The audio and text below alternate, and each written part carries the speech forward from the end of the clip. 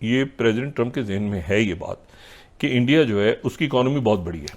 वो चाइना को किसी और रुख से देख रहे हैं, वो भी क्लियर होगा कि वो चाइना को उनके जहन में कहीं पहली टर्म में तो बहुत था, नॉर्थ कोरिया, साउथ कोरिया, इधर उन्होंने काफ़ी कंसिडर किया, इस वक्त भी है।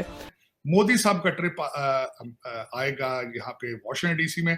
China must be watching it very carefully कि how what kind of armaments he gets from them, और फिर उनको उनके साथ कितने वो कहते हैं साढ़े पंजाबी कितने क्यों खिचड़ी होंगे। चीन जो है वो ऑलरेडी एक बहुत बड़े इकोनॉमिक जो है डाउन टर्न से गुजर रहा है। ये पाकिस्तान में इसका जिक्र कम होता है, लेकिन चीन के हवाले से अगर देखा जाए तो इनकी इकोनॉमी उस तरह नहीं चल रही कि चाइनीज जो स्टूडेंट्स हैं उनको अमेरिकन यूनिवर्सिटियों में एडमिशन नहीं देने।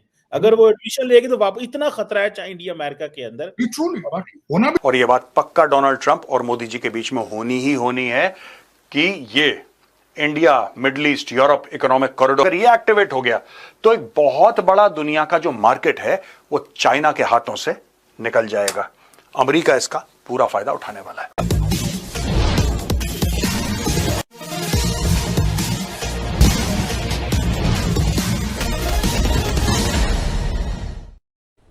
ये प्रेसिडेंट ट्रंप के जहन में है ये बात कि इंडिया जो है उसकी इकोनॉमी बहुत बड़ी है।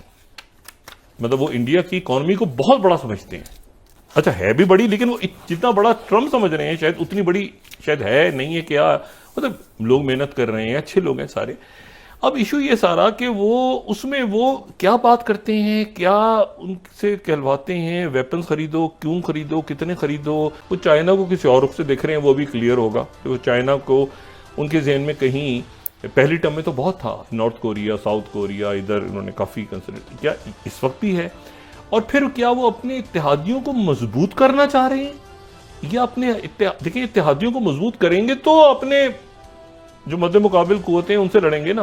मोदी साहब का ट्रिप आएगा यहाँ पे वॉशिंगटन डीसी में। China must be watching it very carefully कि how what kind of armaments he gets from them, और फिर उनको उनके साथ कितने वो कहते हैं साढ़े पंजाबी कितने क्यों खिचड़ी होंगे। फिर उस तो बाद इसे China is observing everything very carefully. बात तो डॉक्टर साहब सही है, चाइना बड़ा केयरफुली ऑब्जर्व कर रहा है और इस वक्त तो अमेरिकन परेशान है। टेंशन इस हद तक है डॉक्टर साहब, अमेरिका के अंदर वो कह रहे हैं कि जो अपने टेक ब्रेन्स हैं वो चाइना नहीं जाने देने। अगर वो चाइना चले गए, क्योंकि ये टेक वॉर है, सो आप अपने ब्रेन चाइना ना पहुंचने दो। आप जिसे आप अमेरिकन ने वो जो जैक सुलिवन ने टर्म इंट्रोड्यूस करवाई थी कि हमें जो हर कीमत के ऊपर जिसे कहते हैं ना डी रिस्किंग, डी कपलिंग को वो नहीं स्टैंड, डी रिस्क के मतलब रिस्क में डॉक्टर साहब ये था जो उसने फॉरेन अफेयर्स में आर्टिकल लिखा, उसने कहा। और दूसरी एक और बात है जो ये तो खैर सारी दुनिया के सामने आ चुका है डोनाल्ड ट्रंप साहब की इनॉग्रेशन में, जो पीछे सीटों पे सारे जो टेक वाले लोग बैठे थे चीमा साहब, उससे नजर आ रहा है। और दूसरा आपने देखा होगा कि चाइना ने अगले दिन रिएक्ट किया है कि चाइना ने एक तो गूगल के ऊपर अपना उन्होंने टैक्स लगाया है, और दूसरा यूरोपियन यूनियन और दूसरे जो ममालिक हैं, they are going after the tech exporters at the same. चीन जो है वो ऑलरेडी एक बहुत बड़े इकोनॉमिक जो है डाउन टर्न से गुजर रहा है। ये पाकिस्तान में इसका जिक्र कम होता है, लेकिन चीन के हवाले से अगर देखा जाए तो इनकी इकोनॉमी उस तरह नहीं चल रही। पाकिस्तान के अंदर हम चीन को जो है ना अपना एक एलाय समझते हैं, ग्रेट पावर समझते हैं, तो हमारा उस तरह से हम तनकीदी निगाह से नहीं देखते। वहां अंदरूनी मामला जो है बड़े नाजुक हैं। तो चीन को इस वक्त जरूरत है तीन चीजों की। एक तो ये है कि वो जो ट्रेड रिस्ट्रिक्शंस हैं अमेरिका ने लगाई हुई वो कम हो जाए, क्योंकि वो डीकैपिटलाइजेशन से वो खौफजदा हैं। कल ही की खबर है रॉयटर्स की कि तकरीबन जो अक्टूबर में के महीने में कोई 13 बिलियन इन्वेस्ट हुए थे चाइना के अंदर, वो अक्टूबर से लेके अब तक उनमें से 12 बिलियन जो है वो निकल आए हैं वापस। मतलब वो इन्वेस्टर्स ने पुल कर लिए हैं वहां से। तो इन्वेस्टर्स वहां पे अपना पैसा लगाने से डर रहे हैं। ये चीन का मुहिम्मा है। ये चीन का मुहिम्मा सिर्फ अमेरिका के साथ बातचीत, अंडरस्टैंडिंग के थ्रू हल हो सकता है। तो वहां ऑलरेडी दबाव है चाइना। और चाइना को लेकर दोस्तों एक बड़ी इंपॉर्टेंट चीज है और इसके बारे में भी मोदी जी डिस्कस करेंगे। मानो मेरी बात, आप मीडिया में आए ना आए ये डिस्कशन होगा, क्योंकि डिस्कशन इतना जरूरी है, इतना क्रिटिकल है। मैं आपको एक और चीज बताऊं, ट्रंप इज अ बिजनेसमैन। मैं बार बार क्यों कहता हूं, Trump is a guy who is very flexible. ऊपर से आपको ऐसा लगता है चट्टान जैसा खड़ा है और ये कर दो वो कर दो, उसका दिमाग काम कर रहा है कि फायदा कहां से है।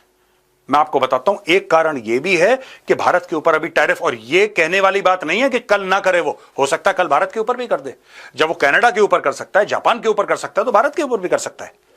लेकिन उनमें से एक कारण बड़ा इंपॉर्टेंट है, और वो कारण मैं आपको आज बताता हूं। दोस्तों, ये है India middle east Europe economic corridor. 4,500 से लेकर 5,000 किलोमीटर इसकी टोटल लेंथ है। जो चाइना का बेल्ट एंड रोड इनिशिएटिव है, ये इसकी कार्ट है, ये इसकी कार्ट है। ऊपर क्या है, अगर आप मैप देखेंगे आपको दिखेगा हाइफा के बिल्कुल ऊपर है लेबनान, जहां से अटैक हुआ था हिजबुल्लाह का। हिजबुल्लाह का थैंक यू हो चुका है, सीरिया का थैंक यू हो चुका है, हमास का थैंक यू हो चुका है, और ऐसा मानना है कि अगले 3 से लेकर 6 महीने में इस पूरे इलाके में अमन शांति होगी। और यह बात पक्का डोनाल्ड ट्रंप और मोदी जी के बीच में होनी ही होनी है कि ये India middle east Europe economic corridor, boss इसका हो क्या रहा है, कितनी जल्दी हम इसको एक्टिवेट कर सकते हैं। क्योंकि अगर ये एक्टिवेट हो गया तो एक बहुत बड़ा दुनिया का जो मार्केट है वो चाइना के हाथों से निकल जाएगा।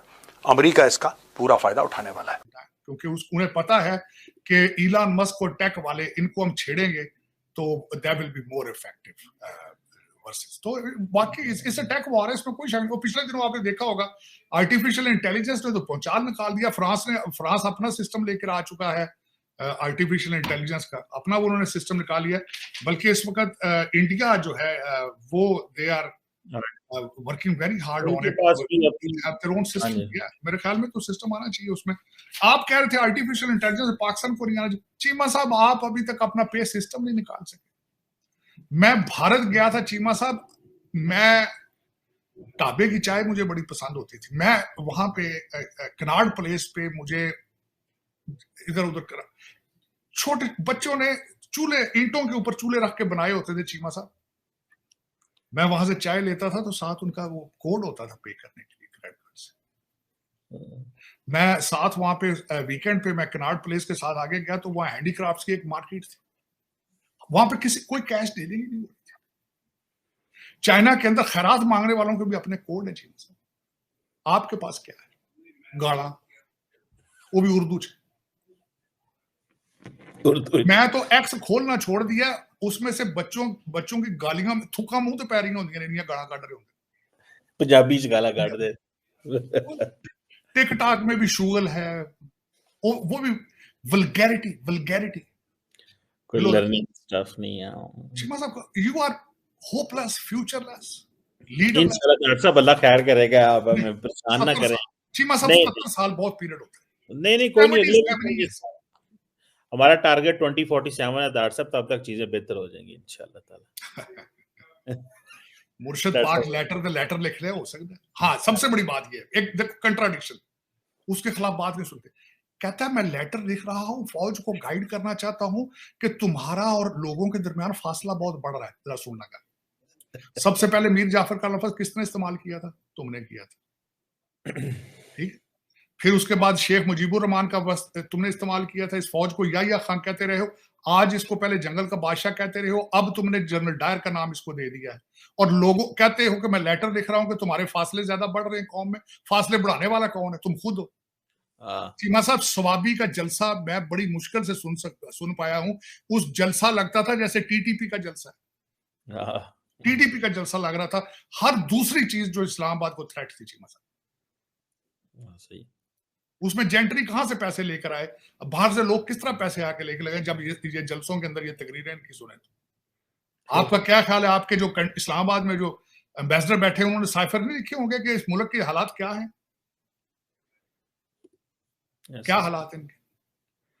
लेकिन चले कोई नहीं। मतलब आपकी state look so weak, the country look so weak, और you are not interested. Stability में आप interested in, you are not interested in economy, stability, education, moving forward, artificial intelligence, you are not interested. मैं हैरान हूं, अब इस वक्त Mohammed bin Salman Saudi Arabia को अगली सेंचुरी में लेके जा रहा है with the help of Bollywood. और आपने भी डायरेक्शन चेंज कर लिया, बड़े स्मार्ट हैं। आपने अब रियासत मदीना छोड़ के रियासत काबुल बनानी। आप अगर हमसे जुड़ा रहना चाहते हैं तो कृपया मेरे चैनल को सब्सक्राइब करें तथा बेल आइकन भी दबा दें ताकि नई वीडियो की जानकारी तुरंत आप तक पहुंच जाए। धन्यवाद। जय हिंद।